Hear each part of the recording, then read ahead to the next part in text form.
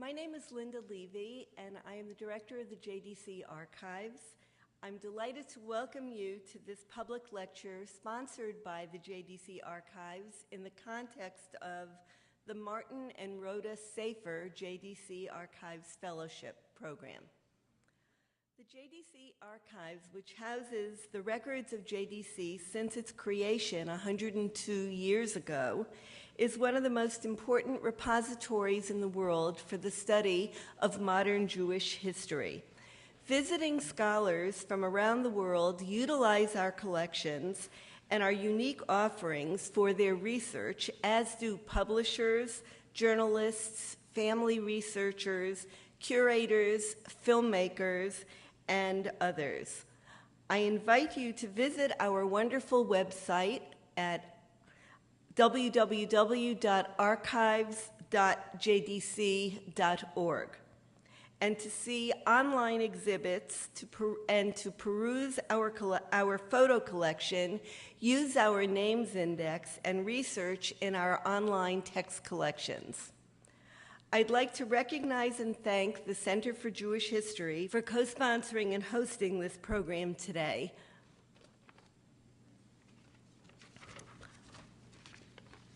Let me tell you a little bit about this fellowship. The Martin and Rhoda Safer Jdc Archives Fellowship was established in 2016 by Brian and Faye Safer in loving memory of his parents, to recognize the importance of the educational efforts of the JDC. One fellowship will be awarded for each of 2 years to a deserving scholar engaged in graduate level, postdoctoral, or independent study to conduct research in the JDC archives. Our speaker today, Luca Fenoglio, was awarded this fellowship for 2016. Our format is that our guest speaker will speak for about 45 minutes, and then we will open the forum up for about 15 minutes of questions. Our speaker, Luca Fenoglio, recently received his PhD in history from the University of Edinburgh. Prior to moving to the UK, he did his undergraduate studies in Turin, where in 2011 he obtained a master's degree in history, summa cum laude. For his master's, Luca also spent 9 months as a visiting student at the University of Lyon in France.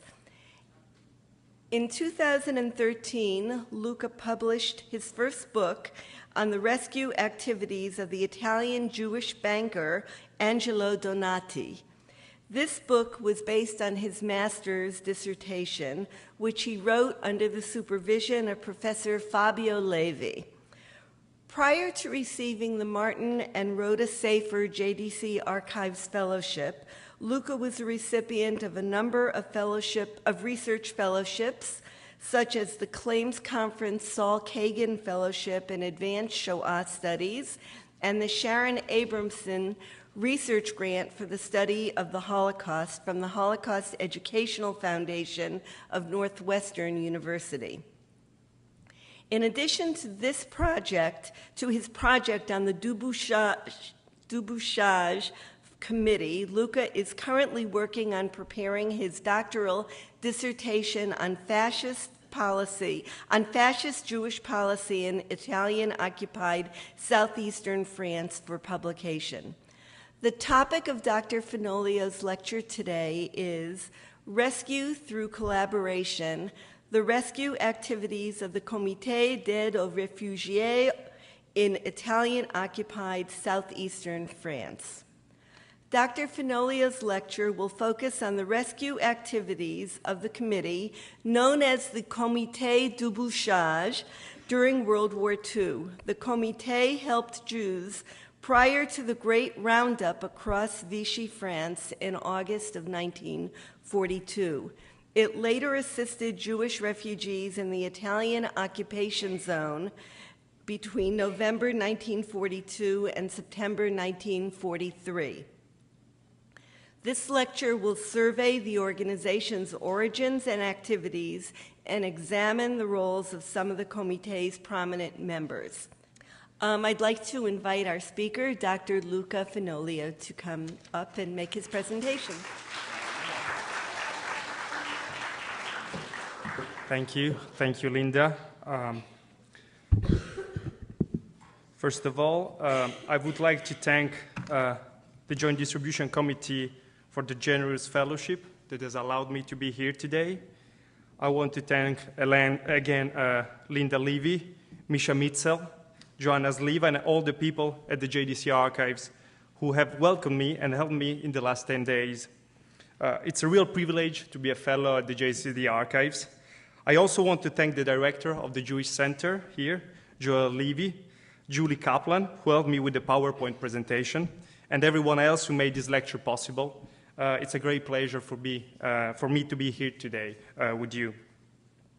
What I would like to do today is to talk to you about the rescue activities of the Débouchage Committee that operated in the territories of southeastern France that the Italian Fourth Army invaded on 11 November 1942 as part of the Axis powers' invasion of the so-called Free France, or an occupied zone, namely the portion of the French territory that had remained under the authority of the French government in Vichy following the German army's slighting advance in Western Europe in May-June 1940. The Débouchage Committee was based in the French city of Nice on the Côte d'Azur. It took its name from the boulevard where the Ashkenazi temple was located at number 24 of that street and that housed the committee's headquarters. After November 1942, the Débouchage Committee played a major role in helping Jews escaping Vichy persecution and Nazi extermination, and became a reference point not only for those foreign Jewish refugees who lived in the Italian occupation zone, but also for those who happened to be in the German zone. But before I get to talk about the rescue activities of the Débouchage Committee, I would like to tell you how I became interested in its history. The idea of researching the Débouchage Committee came to my mind while I was working on my doctoral dissertation at the University of Edinburgh in UK. In my dissertation, I explored the policy that Fascist Italy implemented vis-à-vis the Jewish refugees in southeastern France during the 10 months of the Italian occupation between November 1942 and September 1943. More specifically, I wanted to explain the rationale for the controversial decision of the fascist government to prevent the deportation to the east of the foreign Jews who lived in the 10 departments occupied by the Italian army by refusing to hand them over to the Nazi allies. While I was analyzing this controversial decision, I realized that the refusal to surrender the Jews was not the only decision that the fascist government took concerning the fate of those Jews. In fact, the Italian authorities implemented two other policies vis-à-vis the Jewish refugees in their occupation zone. The first policy, which actually predated the refusal to hand them over to the Nazis, was that of interning all Jews living in the Italian occupation zone. The second policy was that of preventing the crossing from the German into the Italian occupation zone of Jews who were desperately trying to escape deportation. So while I was trying to piece together these three components of what I termed fascist Jewish policy, I realized that to study the Italian, the French, and the German components of this history was not enough. There was also a Jewish side to this story, and more specifically, there was the Débouchage Committee side to this story that needed to be explored and explained. What I'm going to do today is, therefore, to explain how the rescue activity of the Débouchage Committee originated. I'm going to talk to you about the, by and large, fortuitous circumstances that led a heterogeneous group of Jewish refugees to play a major role in helping Jews escaping Vichy persecution and Nazi extermination during the 10 months of the Italian occupation of southeastern France. In order to do that, I will often make reference to the Italian policies toward the Jews that I've just briefly mentioned, and to the rationale behind those policies, because, as I will explain, those policies and the action of the Débouchage Committee were inextricably intertwined, and it is impossible to understand the one without the other. But I'm going to talk about fascist Jewish policy also because, otherwise, it would be impossible to understand why I choose the title for this lecture, Rescue Through Collaboration. As you all know, collaboration can be used in a neutral or even positive sense to indicate the cooperation between two subjects to produce something or to reach a specific goal. But collaboration can also have a negative meaning. So, for example, historians use the term collaboration to describe the role that the Vichy regime that was created following the French defeat in June 1940 had in the deportation from France of approximately 75,000 Jews to the Nazi death camps between 1942 and 1944.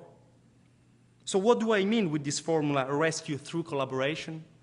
More specifically, what did it mean to collaborate in Italian-occupied southeastern France? And what were the ramifications of collaboration in the specific context? To answer these questions, I divided the lecture into two parts. In the first part, I will briefly discuss the origins of the Débouchage Committee. Then, I will retrace 4 stories of Jewish refugees who arrived through different yet similar paths to the French Côte d'Azur between 1940 and 1942, after having escaped persecution and war. My decision to focus on these stories is due to the fact that they open a window on the thousands of personal stories of the Jews who, through various circumstances, witnessed the Italian occupation of southeastern France in November 1942. But they also open a window on the stories of those who weren't so lucky. But I decided to focus on these 4 stories also because they are all intertwined with one another, as well as with the story of the Débouchage Committee. In the second part of the lecture, I will explain how the Débouchage Committee became the Débouchage Committee. In other words, I will tell you how this sort of informal group of Jewish mutual aid turned into a more structured rescue organization in the first 9 months of 1943.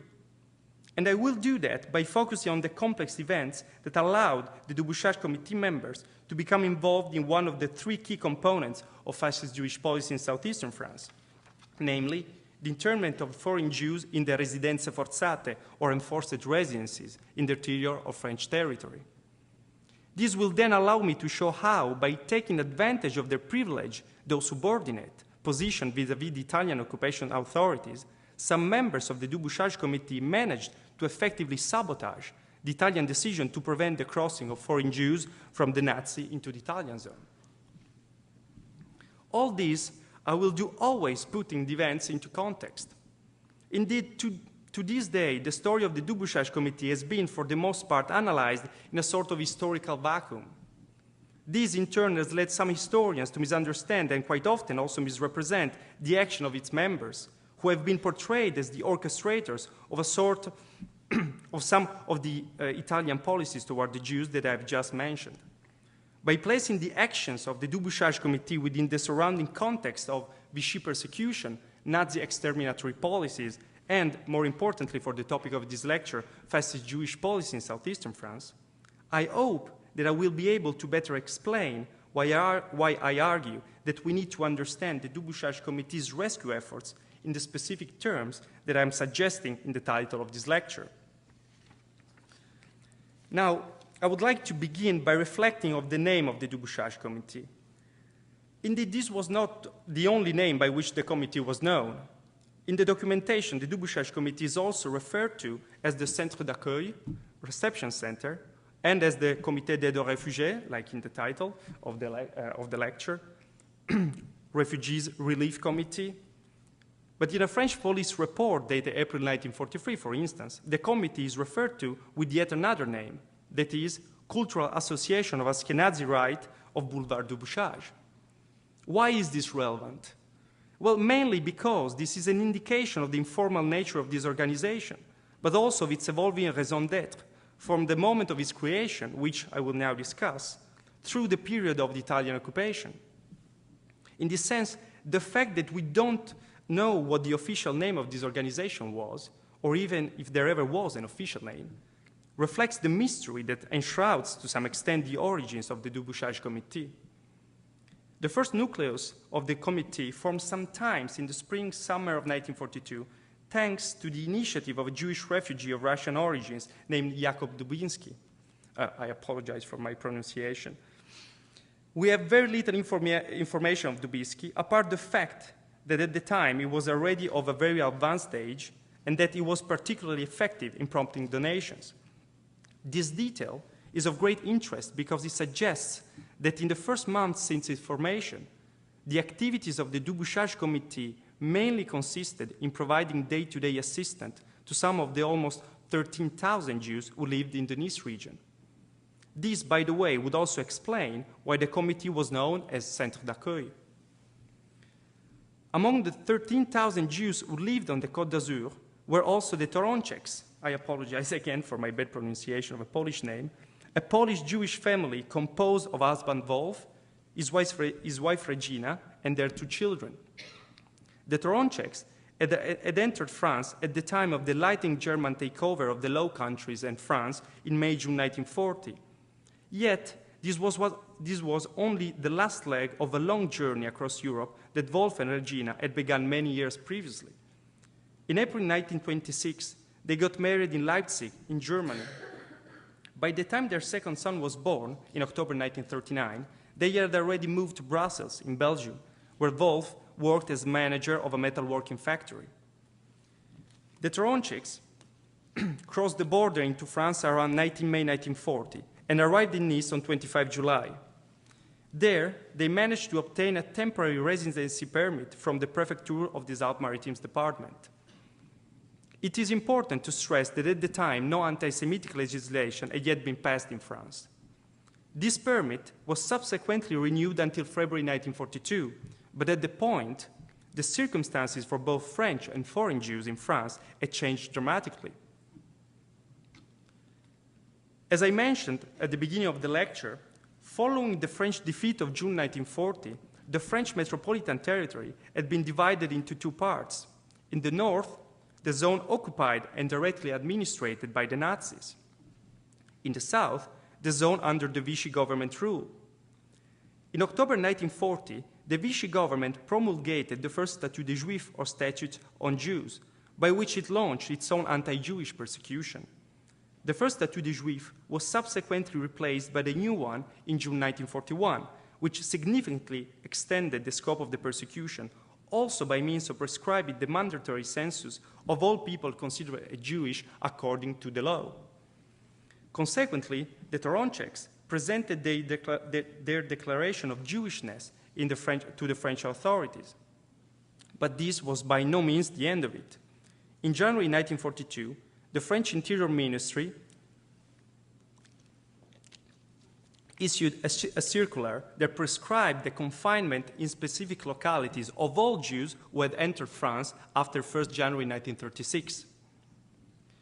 This document here is the decree with which the Toronczeks were assigned to enforced residence in the commune of Vence, some 8 miles northwest of Nice, on 3 April 1942.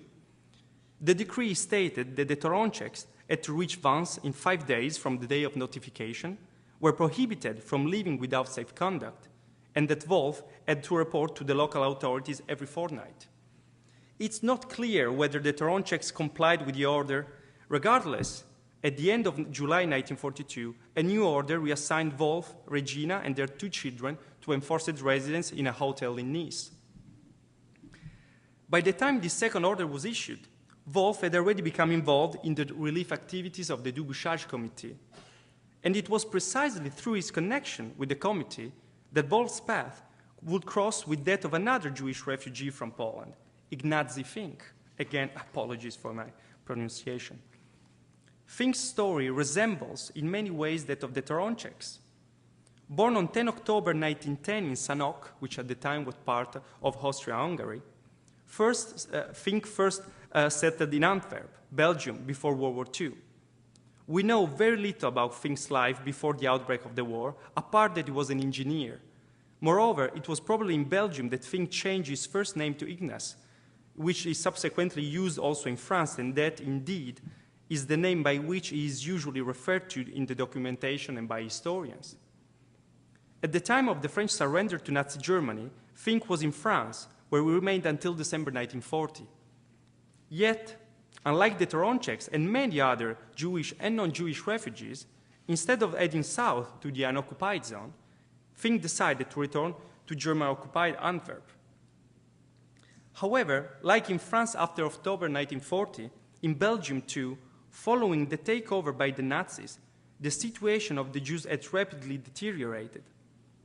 By the time of Fink's arrival back in Antwerp, the first anti-Jewish measures had already been introduced. In the following year and a half, the circumstances for Jews in Belgium continued to worsen, as new prohibition progressively undermined their possibilities.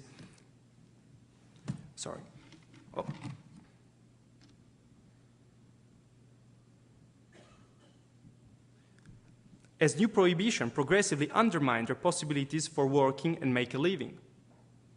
Yet, it was in the spring-summer of 1942 that the situation in Belgium became deadly serious. Now, the Nazis were planning to deport 20,000 non-Belgian Jews to the east. Initially, they tried to trick Jews into voluntarily reporting to the authorities with the excuse of conscripted labor. However, as soon as it became clear that was just a pretext, more and more Jews stopped presenting themselves to the authorities, which ultimately pushed the Nazis to carry out vast roundup operations in Brussels and Antwerp between August and September 1942. Luckily for Fink, by the time he had already managed to pass into France and subsequently to illegally cross the demarcation line between the German zone in the north and Vichy France in the south, eventually reaching Nice, where, like the Toroncheks 2 years before, on 19 June 1942, he submitted an application for a residency permit to the Prefecture of the Alpes-Maritimes. This application is interesting because it reveals that in August 1941, the Bolivian consulate in Antwerp had granted Fink an entry visa valid for 2 years. Apparently, Fink intended to use it to emigrate to North America. However, Fink didn't manage to cross the Atlantic, which in turn presumably explains why he got involved in the activities of the Débouchage Comité. Yet very soon the circumstances for Fink, the Toroncheks, and the thousands of other foreign Jews in France worsened dramatically. Indeed, the deportations from Belgium were not an isolated event. Instead, they need to be understood within the broader context of the plans that between the second half of 1941 and early 1942, the Nazis devised for what they euphemistically and deceitfully called the final solution to the Jewish question, namely the extermination of European Jews. Soon, the Nazi murderous plans reverberated in France. On 27 March 1942, the first deportation train left the transit/internment French camp of Drancy, located north of Paris, directed to Auschwitz. Later, in June, another 4 transports followed, but the worst was yet to come. For the foreign Jews like Fink and the Toroncheks, who lived in the territories under the authority of the Vichy government, the circumstances dramatically worsened in late August 1942. Acting on orders from the French Chief of Police, René Bousquet, in the nights of 26 and 27 August 1942, the French police carried out roundups throughout the unoccupied zone. Bousquet's orders were in turn the result of an agreement with the Nazi security service, which supervised the implementation of the final solution in France. The French police targeted Russian refugees and Jews from Germany, Austria, Czechoslovakia, Poland, the Baltic countries, and the Soviet Union, who had entered France after 1 January 1936. Around 9,500 foreign Jews were arrested and sent to Drancy. Thence, they were subsequently deported to Auschwitz. In this sense, the unfolding of the events in the unoccupied zone at the end of August 1942 reflected very closely the tragic circumstances that had occurred only a month previously in Paris during the infamous Rafle du Vélodrome d'Ivry. In that occasion, the massive menace that the French police carried out across Paris on 16 and 17 July resulted in the deportation of almost 13,000 Jews to the Nazi death camps. Among the foreign Jews arrested on the French Riviera at the end of August 1942 were Karl Speer and his wife Hilde, with their children Marianne and Rolf. The Speers were originally from the German town of Erfurt. They were arrested in the night between 26 and 27 August in Cap d'Aille, about 4 miles east of Nice, where they had settled after a long peregrination that from Erfurt in Germany had taken them first in Brussels and then in the French concentration camp of Gurs, before finally reaching the Côte d'Azur. Following their arrest, the Speers were taken at the Caserne Var in Nice, where they were detained pending their deportation to Drancy. Yet, before this could happen, Hilde found the courage and the strength to contact her cousin Ilse, who, in turn, was related to another Jewish refugee in Nice, Angelo Donati. We don't know the details of the story, but the fact is that, alerted by Ilse about the dramatic circumstances of the Spears, Donati hastened to the Caserne Var, where they were held prisoners. There, he was able to take Marianne and Rolf with him, in this way saving them from a tragic fate. Yet, Donati couldn't do anything for Karl and Hilde, who arrived in Drancy in the early morning of September the 1st, and were eventually deported to the east to never come back again. At the same time, thanks to Donati and his butler, Francesco Moraldo, Marianne and Rolf were safe. The story of how Donati, Moraldo, Marianne, and Rolf managed to survive the Holocaust deserves a lecture on its own.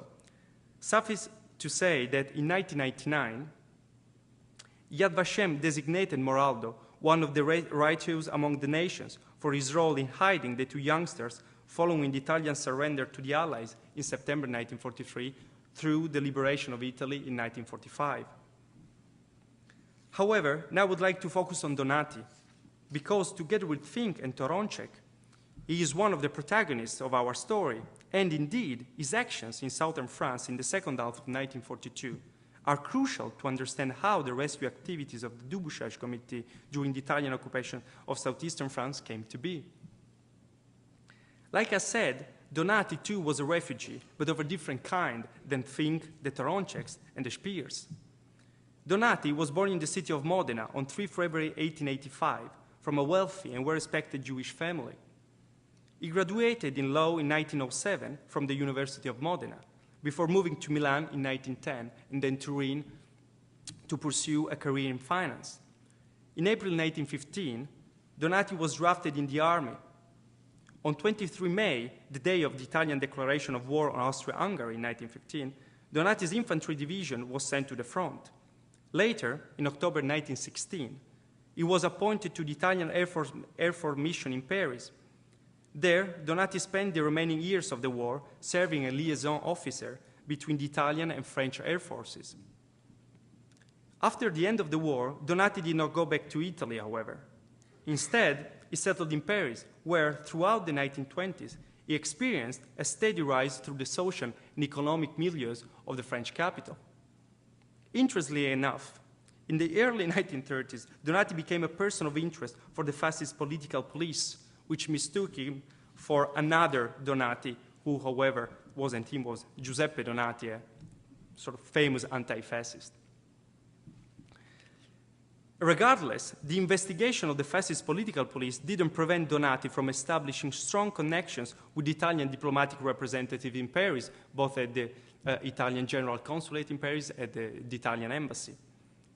To be sure, in 1934, the Italian ambassador to Paris, Count Pignatti Morano di Custoza, himself a native of Modena, appointed Donati president of the local Italian Chamber of Commerce. Donati remained at the head of this institution until December 1938, when he was forced to resign because, as a Jew, his presidency was suddenly become incompatible with the recent anti-Semitic turn of fascist Italy. This, however, seems to have been the only significant effect of the 1938 fascist Russia laws on Donati.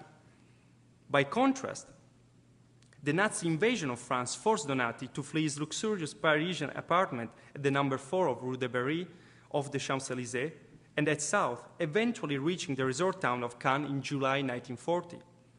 Once on the Côte d'Azur, Donati swiftly renewed his professional and social connections, initially from Cannes, and subsequently from his office at the Nice branch of the Banque Italo-Française de Crédit, which he had helped found in the early 1920s. Moreover, similar to his time in Paris, Donati established an amicable relationship with the Italian General Consulate in Nice and its 3 successive representatives, Silvio Camerani, Quinto Mazzolini, both old acquaintances of his, and finally Alberto Calisse, who took up the post just a few weeks before the great roundup across the unoccupied zone took place, and who, like Donati, witnessed the deportation of around 550 Jews from Nice.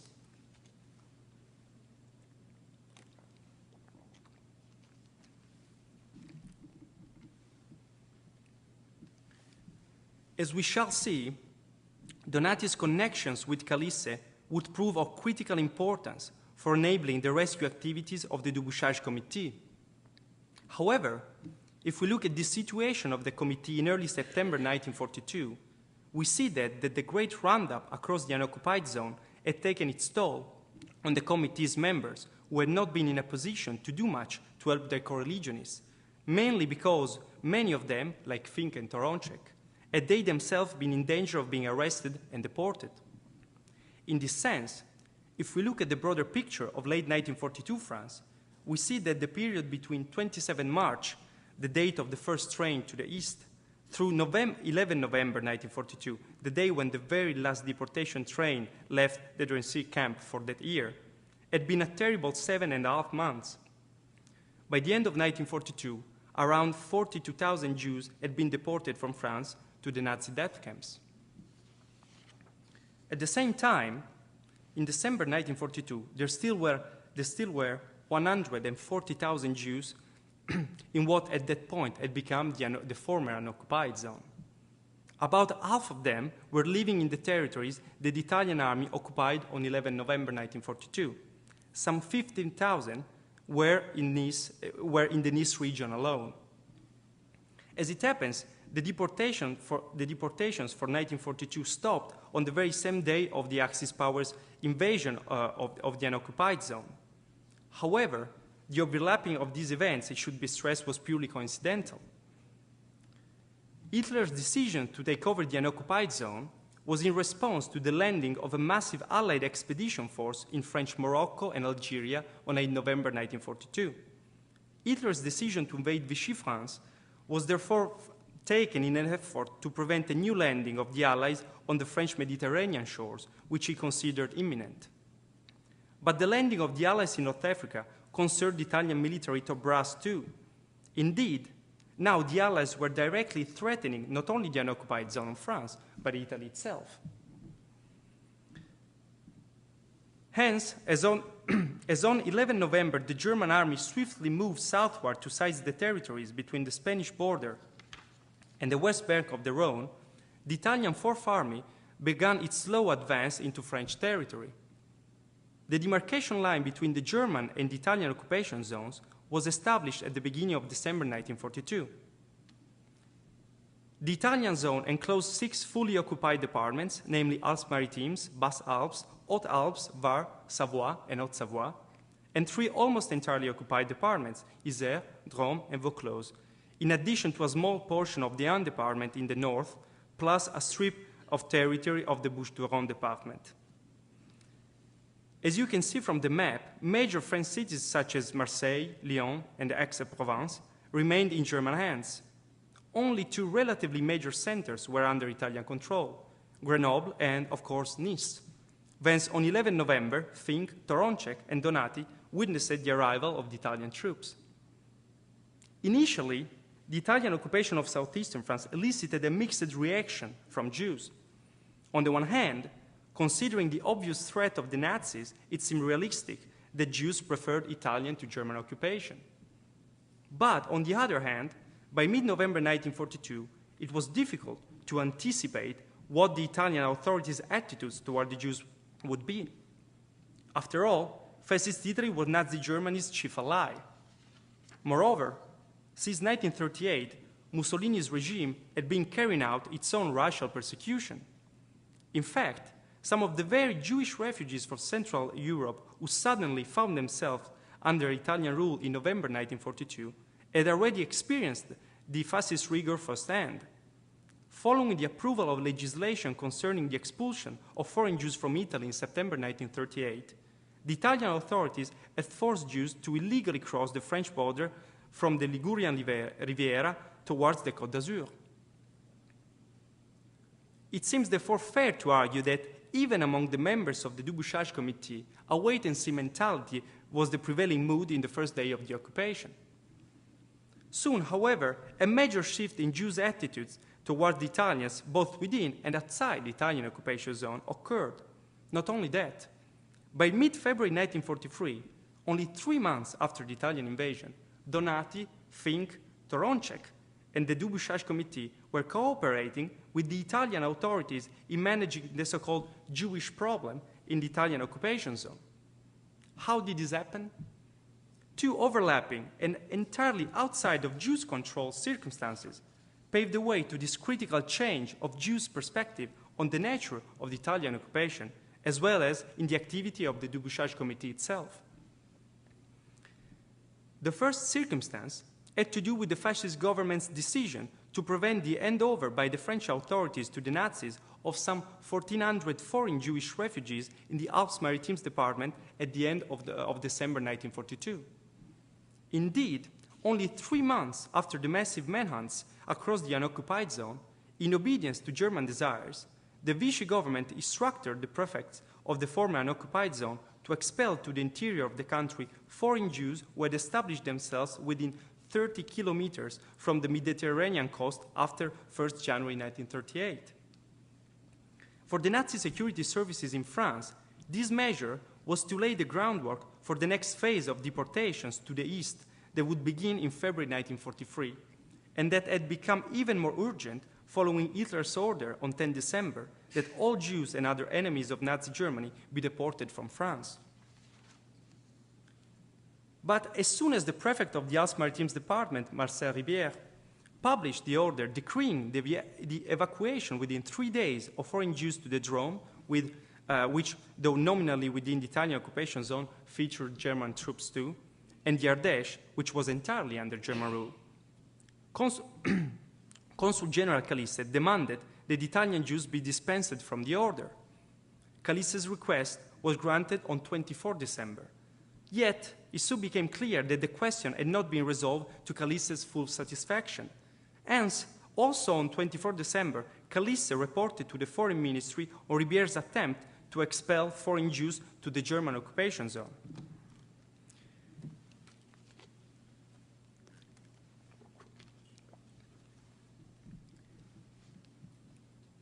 The reply of the Foreign Ministry was dispatched on 29 December 1942. It stated that, I quote, "It cannot be tolerated that in zones occupied by the Italian troops, the French authorities should force foreign Jews, including Italian citizens, to move to localities occupied by the German troops," unquote. In other words, the Italian Foreign Ministry ordered the Italian occupation authorities to prevent the French handover of foreign Jews to the Nazis, thereby effectively saving them from deportation. But, as you can see from the slide, the Foreign Ministry's instructions did not stop there.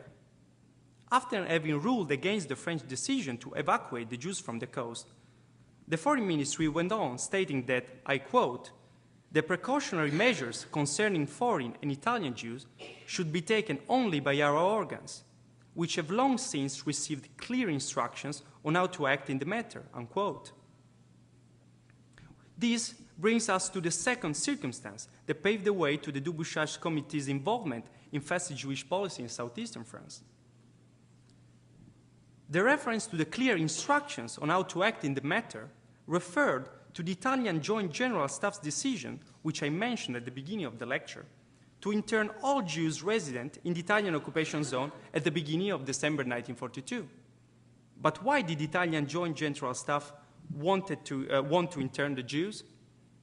You remember that when I introduced the circumstances of the Axis powers' invasion of the unoccupied zone, I told you that the Italians and the Germans wanted to prevent an Allied landing on the French Mediterranean shores. Therefore, militarily, the Italian and the German armies invaded the unoccupied zone for primarily defensive reasons. This, in turn, meant that for both the top German and Italian military authorities, it was imperative to purge the coastline of any fifth columns who they feared could sabotage their defensive systems from the rear of the Axis troops. In the eyes of the Italian military readers, Jews were included in this category, whose alleged threat needed therefore to be neutralized. However, Jews were not the only fifth column targeted by the Italians. In addition to their internment, the Joint General Staff ordered the immediate arrest of all enemy aliens. Accordingly, while the Vichy and the fascist governments were battling over the fate of those 1,400 Jews living in the Alpes-Maritimes department, the high-ranking police officer Rosario Barranco devised a plan to swiftly proceed to the internment of Jews and the arrest of enemy aliens. Barranco was no ordinary police officer, though. On the contrary, Barranco had been working for the fascist political police since March 1939, when he was first appointed at the Immigration Office of the Italian General Consulate in Nice to chase the anti-fascists living in the region. For this reason, in early December 1942, the fascist chief of police, Carmine Senise, had put him in charge of the security of the Italian troops. Barranco prepared the following plan. He proposed that the elements deemed most dangerous, in other words, communists, socialists, and generic anti-fascists, not necessarily with a Jewish background, were to be interned in the concentration camp that the Fourth Army had set up in Sospel, a French township northeast of Nice, close to the Italian border. For all the others, including the vast majority of Jews, Barranco proposed internment in residenze forzate, or enforced residences, in the Alpes Maritimes and Basales departments. Once detained in their forced residences, Jews and other non-Jewish inmates would be placed under the surveillance of the Carabinieri, the Italian military police. Barranco's intentions was to provide decent housing for the Jews and keep families together, while simultaneously exonerating from transfer the elderly, the crippled, single women, and children. This said, I want to emphasize that neither Barranco nor the fascist government ever intended the transfer of Jews to enforced residences as a rescue operation. On the contrary, the decision to impose enforced residence of Jews was predicated upon anti-Jewish prejudices and reflected the Italian authorities' fear of Jews as potential fifth columns. Hence, this measure should be seen for what it really was, namely an anti-Semitic measure. Barranco's plan for purging the Italian occupation zone arrived on Calisse's desk in early January 1943. After reviewing it, Calisse alerted Barranco to the fact that to provide acceptable living conditions for the Jews was not enough. For Calisse, also the issue of Jews' full requirements needed to be taken into account. And it was precisely at this point that the paths of the Italian authorities and those of Donati, Fink, Toroncek, and the other members of the Dubouchage Committee crossed. Indeed, in telling you this story, I didn't mention two crucial facts. First, I didn't mention that as soon as Donati heard of Ribier's evacuation order, he went to see his quote-unquote personal friend Calisse. Together, Calisse and Donati decided to provide all Jews who Donati brought to the Italian General Consulate in Nice with quote-unquote official documents that sheltered them from Ribier's evacuation order. The second fact that I didn't mention is that when Donati and Calisse met, Donati had already begun collaborating with the Dubouchage Committee. The circumstances of how this happened are unclear, unfortunately. What is certain is that Fink and Donati worked closely together. These two facts explain why Calisse, after reviewing Barranco's proposals for the internment of Jews, not only pointed out to the issue of Jews' food requirements, but also informed Barranco that the Jewish committee, the Dubouchage Committee, had been formed in Nice, and that such committee would be available to take care of the Jews once these were placed under enforced residence. Now you see why I said before that Donati was a crucial figure in this whole story. For it was precisely through Donati's connections with Calisse on the one hand and with the Dubouchage Committee on the other hand that the Italian authorities' policy of internment of the Jews and the Dubouchage Committee's relief action came to intersect in early 1943. Indeed, following Calisse's suggestion, Barranco and Donati met and reached an understanding. This, in turn, set the collaboration between the Italian Army and the Dubouchage Committee in process, also because, meanwhile, the Fourth Army Command had approved Barranco's set of proposals for the internment of Jews in enforced residences. The transfers of Jews began on or immediately after 20 February 1943. Initially, Jews were sent to 7 villages in the Alpes Maritimes and Basales departments. Later, following the appointment in March 1943 of Police General Inspector Guido Lo Spinoso as officer in charge of the internment process at the head of the newly created Royal Inspectorate for Racial Police, Jews were directed to the Department of Haute-Savoie, particularly to the 4 small towns that are circled in yellow. Less than 2 months after the beginning of the transfers, Barranco reported to his superiors in Rome that 1,404 Jews had already reached their assigned locality, whereas another 379 Jews would do so shortly. Parenthetically, it is interesting to notice that this group of 1,400 Jews comprised refugees from all over Europe and beyond, including 2 Jews from Lebanon, 1 from Egypt, and 1 from Palestine. The collaboration between the Dubouchage Committee and the Italian authorities in carrying out the evacuation of Jews from the coast to the enforced residences lasted until the early summer of 1943. By August 1943, there were around 5,000 foreign Jews assigned to enforced residence.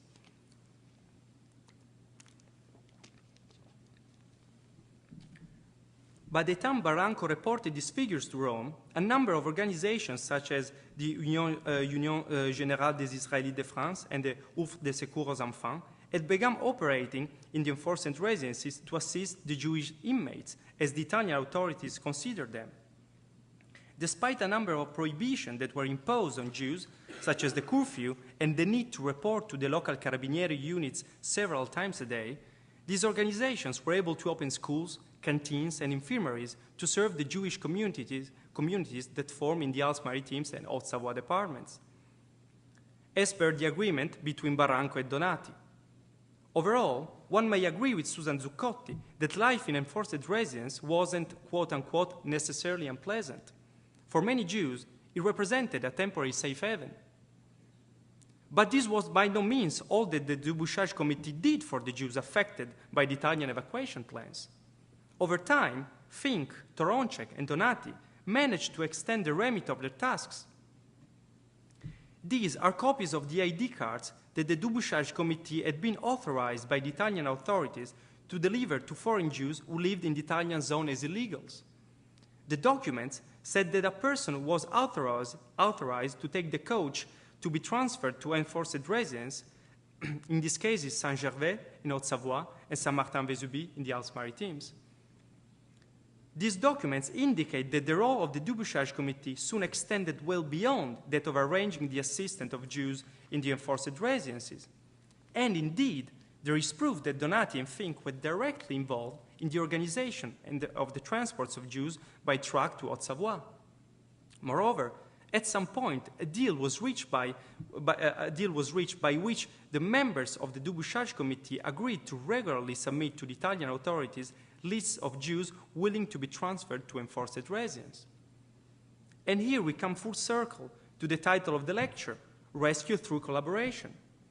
Based on the facts that I have briefly discussed, it is possible to understand collaboration in 3 strictly interrelated ways in connection to the activities of the Dubouchage Committee between indicatively February and August 1943. First, collaboration meant cooperation. As we have just seen, many of the activities of the Dubouchage Committee after the beginning of the evacuation of Jews to the enforced residences effectively meant doing the job for the Italians.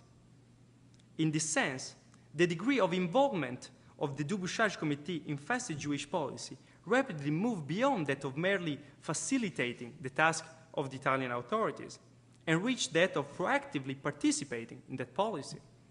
In this regard, we cannot ignore that by choosing to collaborate in the internment of the Jews, instead, say, of sending those Jews into hiding, people like Fink and Donati became directly involved in what we have seen that, in its intent, by all means was a persecutory policy, of which the goal was to neutralize the Jewish danger within the Italian occupation zone.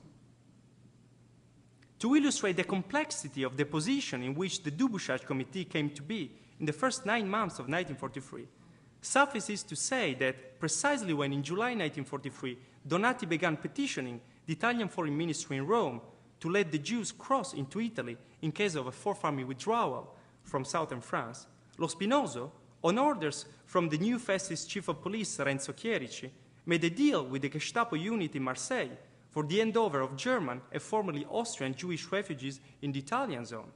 Although, I should emphasize, no Jew were eventually surrendered by Lo Spinoso. At the same time, however, collaboration in the Italian occupation zone also meant rescue. For if it is true that by participating in the evacuation of the Jews to the enforced residences, the Dubouchage Committee participated in fascist Italy's anti-Jewish policy, it is equally true that by so doing, Fink, Donati, Toronczek, and many others were able to take advantage of the disagreement on how to solve the Jewish problem between Rome on the one hand and Berlin and Vichy on the other, and use it to carry out what can be considered to all effects a rescue operation.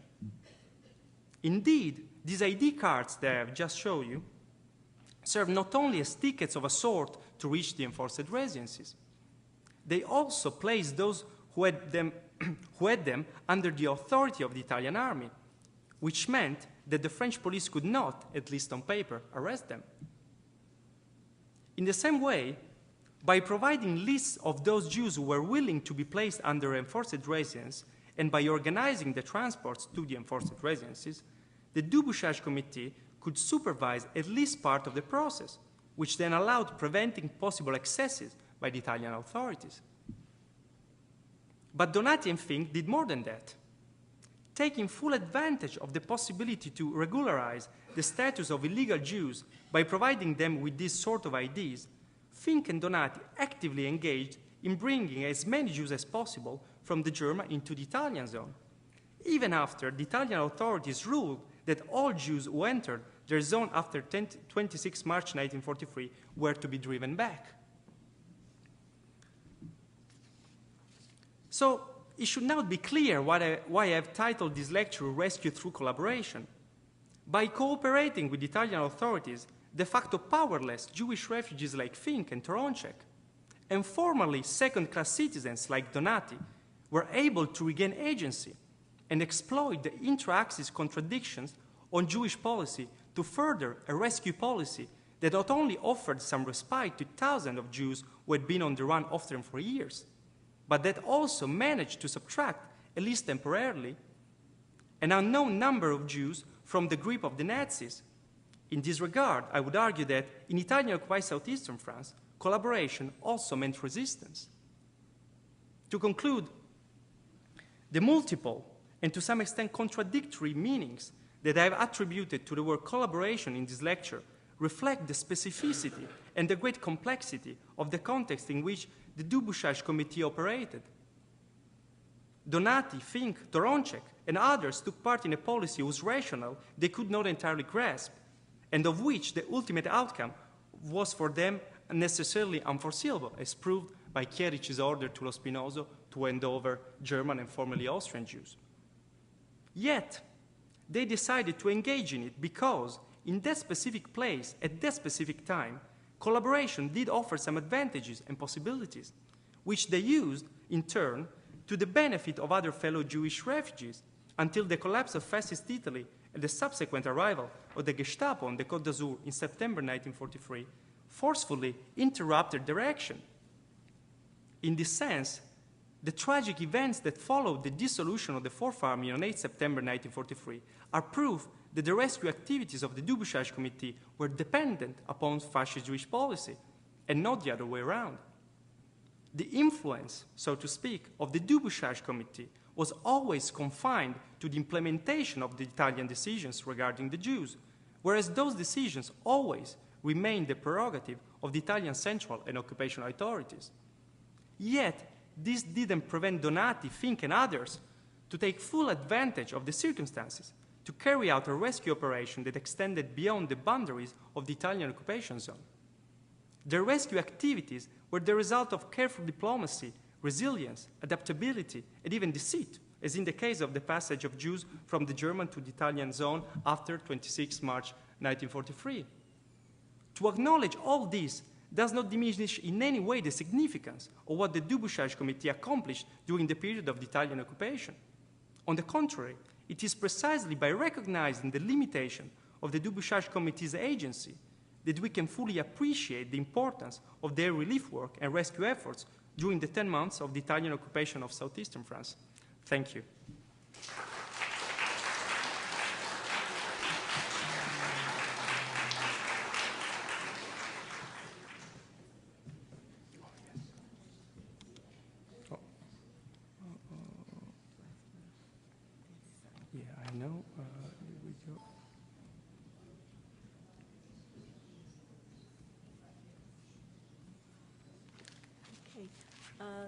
Thank you very much, Dr. Fenoglio, for your window on this small corner of southeastern France in a very, very critical time, and the role of the Débouchage Committee. I'd like to, before we entertain questions, I'd like to just point out this last slide, which Dr. Fenoglio did not have time to explain. But after this public program was publicized, I received an email from someone I know named Linda Rosenblatt, who is vice president of a Jewish organization in London, World Jewish Relief, with whom JDC works very closely. She was particularly interested in Dr. Fenoglio's talk and very sorry that she couldn't be here because she had come to understand a little bit about the Comité Débouchage as she began to explore her own family's history. And she sent me a copy of this certificate, which had been on the wall of her grandfather's home in Paris for all of his life, and indicated to me, and you can see that this was a thank you to him for his service as part of the Débouchage Committee. She asked me to put her together in contact with Luca, and we've done that, and the two of them have a lot more discussion to take, but I thought this was fabulous. I'd like to now open the floor for questions, please.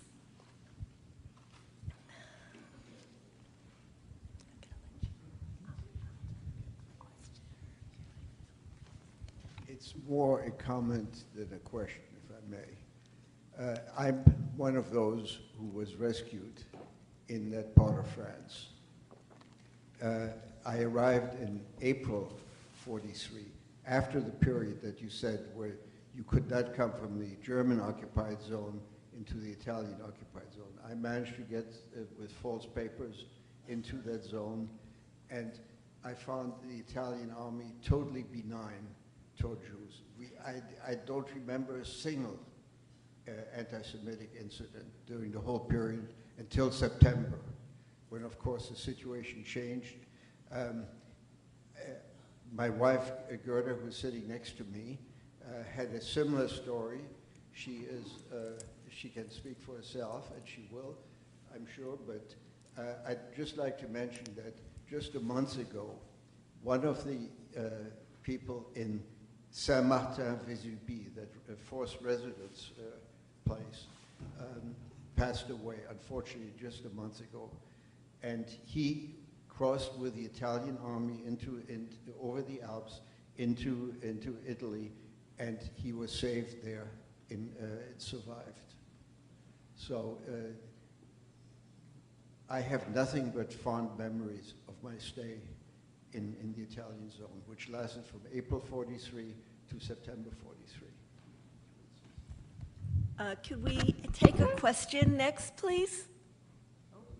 Okay. I have a comment on the comment, if I may. Okay, go ahead, please. Okay, I was in Grenoble at the time of the Italian occupation, and I came from Lyon.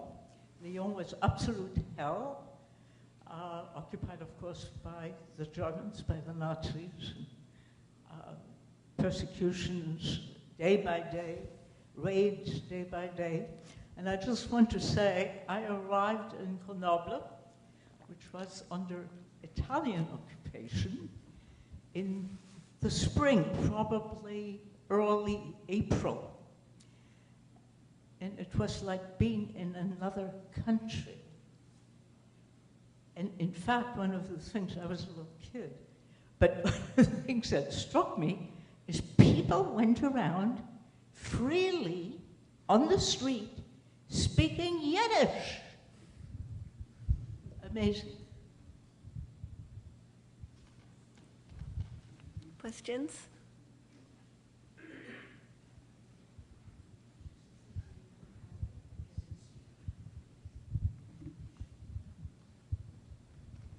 Thank you.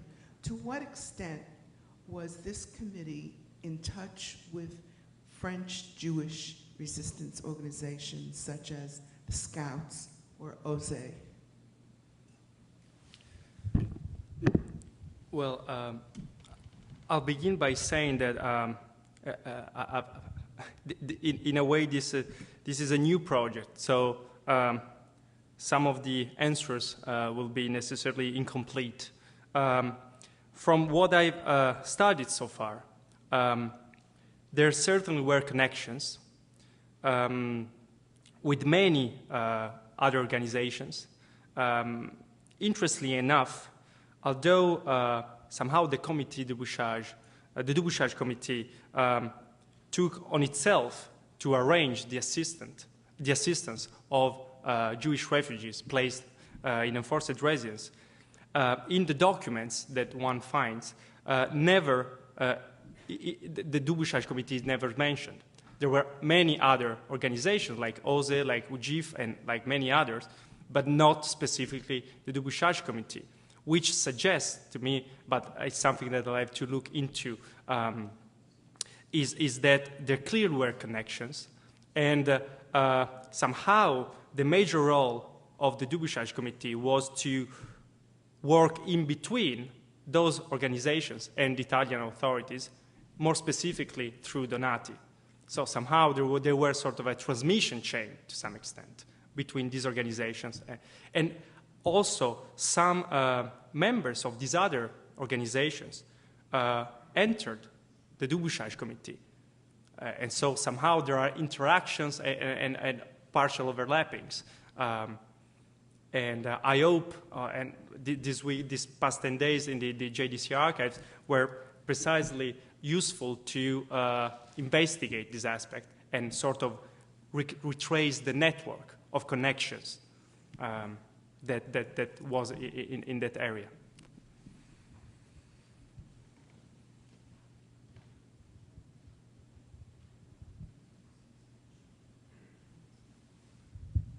What about the issue of realizing you're going to lose the war? Now, in East Central Europe at this time, that's a big issue. All of a sudden, diehard fascists aren't so diehard and aren't so anti-Semitic. On the other hand, a diehard fascist is a diehard fascist. You've got them in Germany. They don't give a damn if they can lose the war. Got to kill Jews. There were some in Italy, diehards. Is it a personal decision, or is it a sort of a tendency at that level of the diplomacy and the government that it's not going to be such an issue whether we win or lose? I do my duty, and if the Jews have to suffer, they do, or maybe it's different. Well, thank you for the question. It's a very important question that could potentially lead me far away from the subject.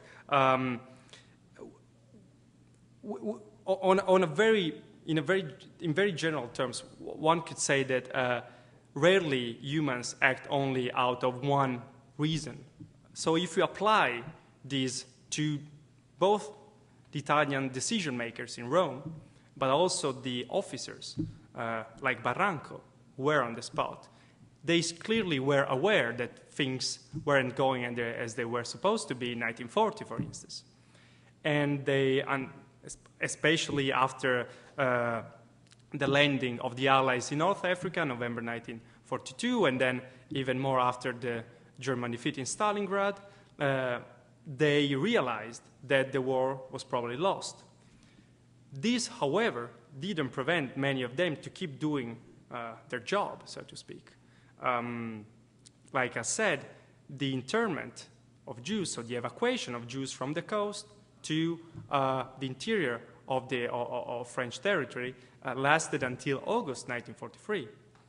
And if I remember correctly, in May 1943, the Italian Fourth Army carried out a vast roundup operation in Nice to cleanse it, so to speak, of communist and potential other enemies and fifth columns.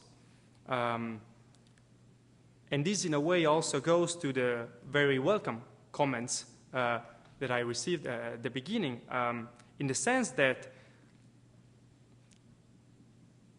here, when I was talking about the anti-Semitic nature of moving the Jews from the coast to the interior, I clearly spoke about intent. That intent is clear from the sources. Certainly, the outcome in 1942 and 1943 was very different, and nobody is denying that the Italians, the moment they refused to hand over the Jews, were protecting them. Here the question then is, to what extent, or better, what was the mix of motivations behind the decision, and how the decision interacted with the decision of interning the Jews and also of closing the border? This is the complex question. And I do think that it's in the cracks of this complex policy that the Dubouchage Committee managed to find a space, room, to do what they did. So taking advantage of the contradictions between the Axis policies and help many people, or not necessarily only the Dubouchage Committee, other Jewish refugees who, through many other means and ways, managed to arrive in the Italian occupation zone. So the two elements, to go back again to your question, are not necessarily contradictory. Thanks for a great talk, very comprehensive. I just want to focus in on one aspect. You said that a number of times that the Dubouchage Committee was involved with obtaining lists of Jews who volunteered for transport. How do you test that assertion? We have it from the testimony of Toronczek,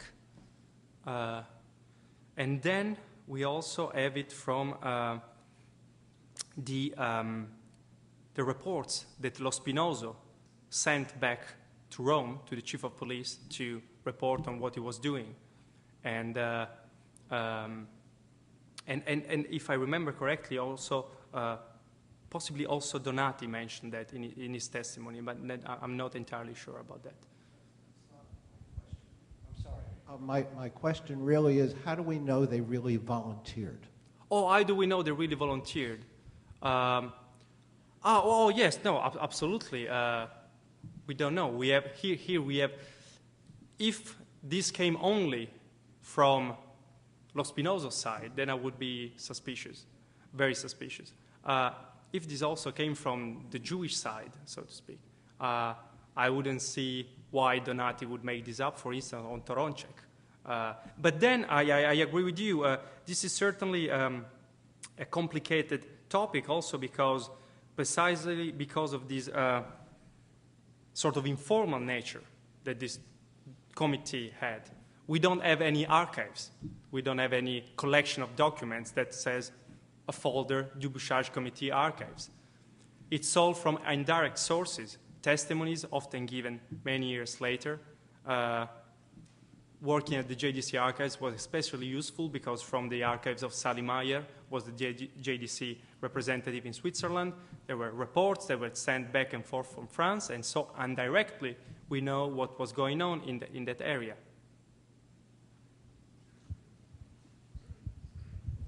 What was actually the number of Jews that were deported from Italy itself towards the end of the war to their death camps? And from what you know, what was the reaction of the Italian public, the press, the media?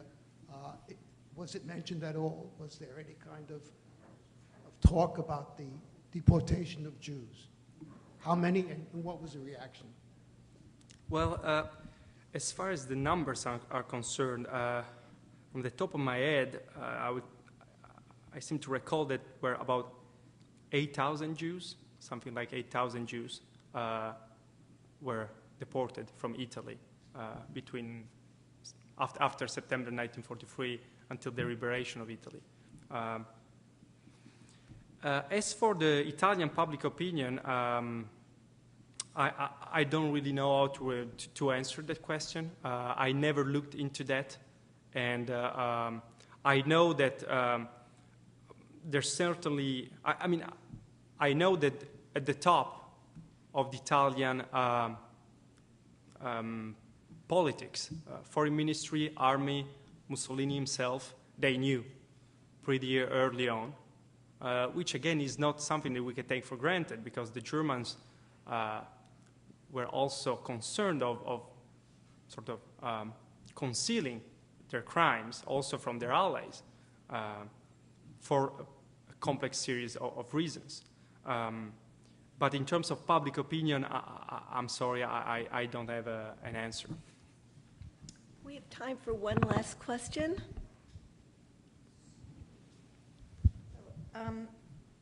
Two parts. Do we know what percentage of the Jews living in the Southeast region actually went to these internment camps, and how many stayed?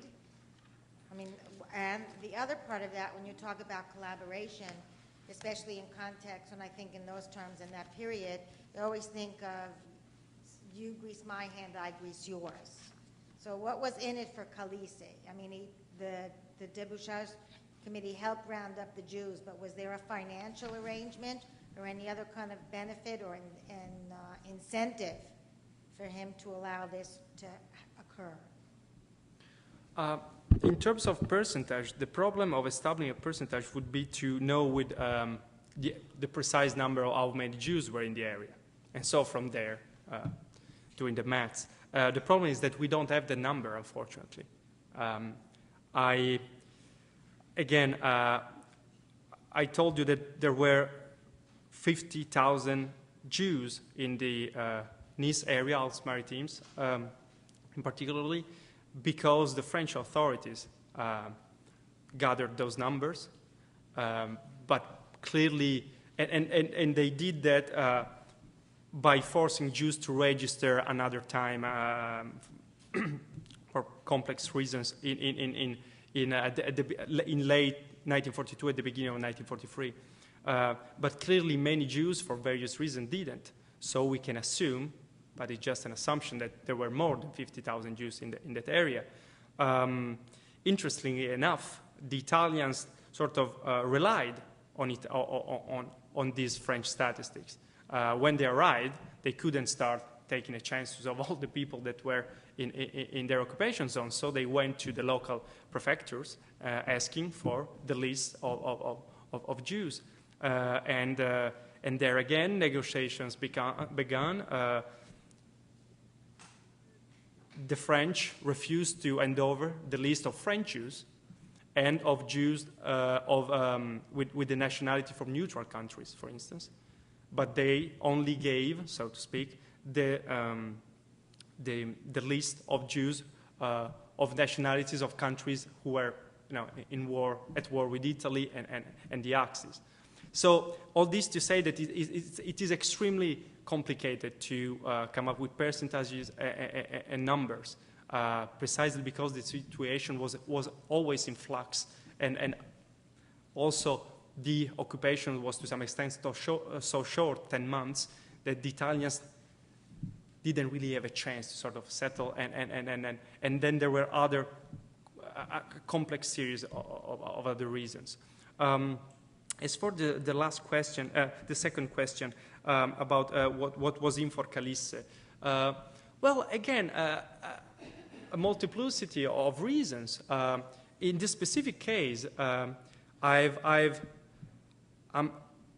confident when I say that Calise was sympathetic to Jews, was sympathetic to Donati, agreed to help him when Donati went to him to say, Ribière is pushing away a number of Jews, sending them into the hands of the Germans. At that point, Calise knew what, if we don't know what he knew about what's going on in Eastern Europe, but he knew that ending up in German sense meant being deported. And so clearly he did something, also out of humanitarian concerns, we can say. But Calise was there as a representative of fascist Italy, a country anti-Semitic since 1938, a country who was fighting, that was fighting a war as Nazi Germany chief ally, that was in France as an occupation country, as an occupation force. And so he had, and also he was part of a chain of command. And so here again we have complex, how can I say, compromise between motivations. Again, when Calista said to Barranco, yes, giving them a roof, it's important, but also they have to eat something, these people. Again, there was to me a humanitarian component there, but also, if people don't eat, maybe they create problems. So let's make sure that these people don't create problems. Because, and again, I'm going back to the comment at the beginning, because in a way, it was the focal point of my PhD also. The Jews were a problem for the Italians, but I also mentioned that when they said intern the Jews, they also said arrest, which is more, in a way, than intern the Jews, arrest enemy aliens. Italians had different priorities compared to the Nazis. This doesn't mean necessarily that they like Jews, because if they had liked Jews, they probably had left them on the coast. But the Jewish problem, so to speak, wasn't as central for the Italians and their war effort as it was for the Nazis. And again, the problem, intent and outcome. That's the extreme complexity of the situation. I hope that I have answered at least part of the question. I got sidetracked. Thank you. Thank you. Thank you very much, Dr. Fenoglio, for a fascinating talk on little-known stories of this section of France. I want to thank the Center for Jewish History, and I'd like to ask Joel Levy to please rise. He is the director of the center, and would you like to close the program, Joel?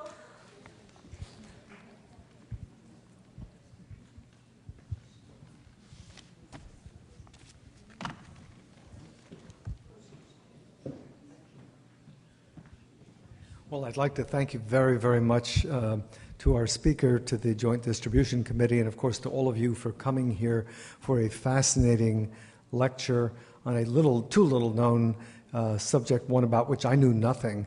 And I found it very, very interesting. I'm glad to have had this here. I think most of you probably know the center, but if you do not, I would just like to mention that it's a partnership of 5 different archival organizations: the American Jewish Historical Society, the American Sephardi Federation, Leo Baeck Institute, Yeshiva University Museum, and EVO. And it is a complement in a way to the archive of the Joint Distribution Committee, much larger. We have part of the Joint Archive here, a small bit of it, but this is an enormous archive, the largest archive in the world of modern Jewish history, modern being about the last 700 or 800 years. Only the National Library of Israel is larger, but it, of course, includes much older material. And it is a center for scholarship, for research, and much used. And you're all welcome to come back anytime or to look around while you're here this afternoon. Thank you so much.